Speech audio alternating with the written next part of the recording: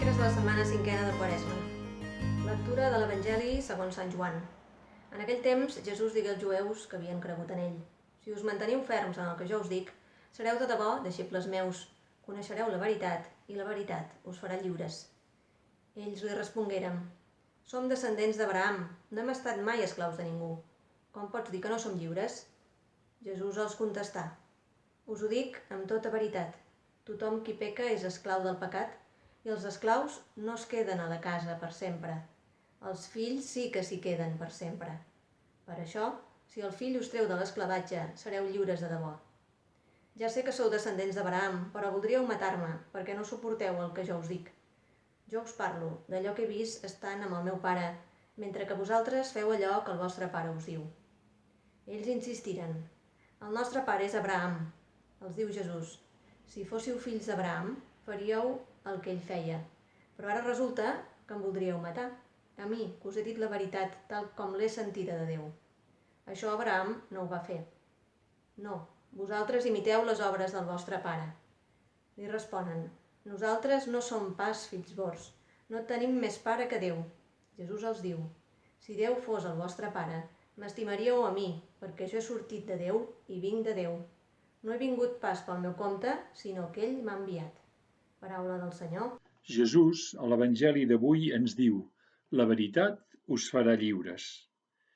Per contrast, vivim en un món que sembla que estigui fonamentat en la postveritat. Avui tot s'hi val, és la meva opinió. Els interessos, la propaganda, les fake news, tantes coses que d'alguna manera entorpeixen l'accés de les persones a la veritat.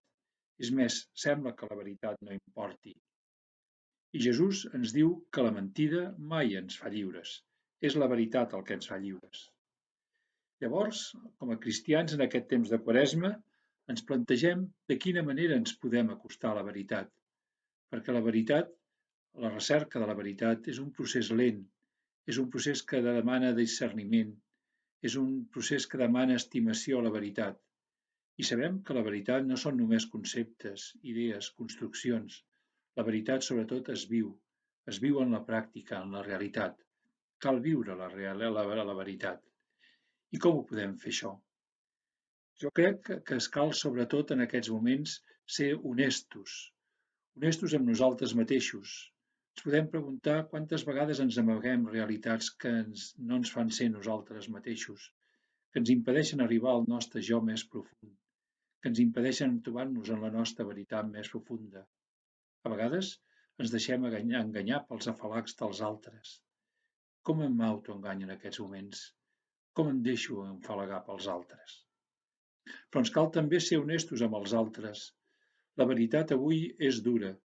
La veritat avui ens parla de fragilitat, ens parla de sofriments, ens parla de morts, ens parla de desigualtats, unes desigualtats terribles i creixents que trenquen el projecte de fraternitat de Déu pel nostre món.